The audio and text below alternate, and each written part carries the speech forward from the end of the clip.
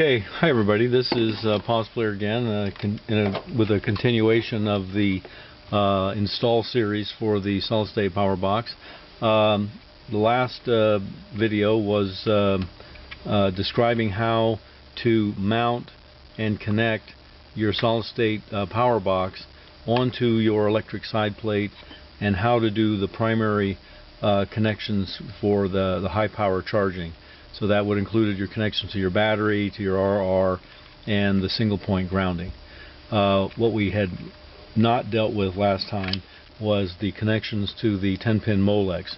The 10-pin Molex plugs here into the bottom of the SolidStatePowerBox, and this provides the switch signals and the distributed power out to the SolidStatePowerBox.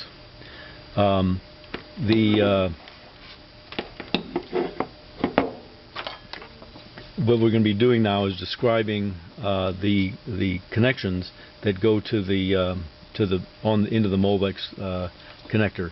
If you can see from the video here, the coloring is that there's actually 4 oranges, 3 reds, a yellow, white, and a green.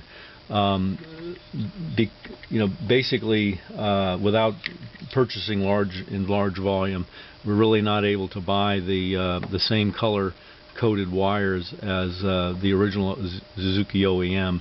So we've got something that semi makes sense for what relating the functionality of the SolidStatePowerBox to the original harness, but you're still going to have to rely on knowing what pin is what. So for this 10-pin Molex, the lower right-hand corner is pin number 1. If you take off your cover, you can always tell this because the lower right-hand pad that the pin is soldered into is actually square. And if you can pick that up on the video, all the other ones are round. Except for this one right here is square, so that indicates pin number 1. So if looking from the bottom row, starting at the right, going across the bottom, you'll go 1, 2, 3, 4, 5. If you've got good eyes, you can also actually the connectors are labeled. It's pretty small though. You have to have your reading glasses probably for most of us that are over 50.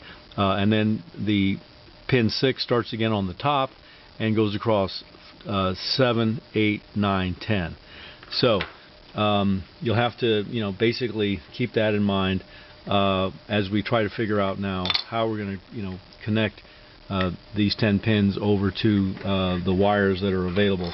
So right here, what I've got in my Panavise is a spare harness of mine. It's been opened up so that we can see the wires. I have the diagonal fuse box connected, and just as an example, a couple of wires here for an external accessory.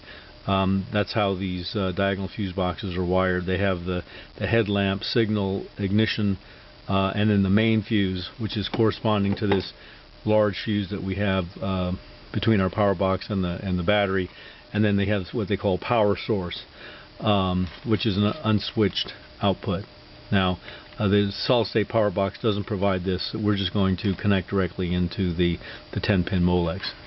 So, to aid in the installation, I'll provide a spreadsheet which lists the pin numbers, the wire colors for the pigtails, the suggested wire to connect to in your standard harness, and the names of the signals that I've chosen and really where they go to. As an additional aid, I have taken the functional diagram that you've probably seen posted, and I've overlaid color coding for the color code of the pigtail and the color code of the wire.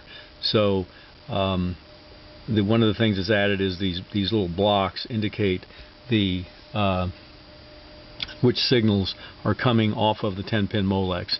So you'll see 3 wires, which are original primaries we dealt with in the last video, and then 1, 2, 3, 4, 5, 6, 7, 8, 9, 10 wires that come off the Molex. So with both these things, hopefully most people can figure out how to connect them. And so I'm going to end this segment right now, and then we'll go into the details of these signals next. Thank you. See you real quick.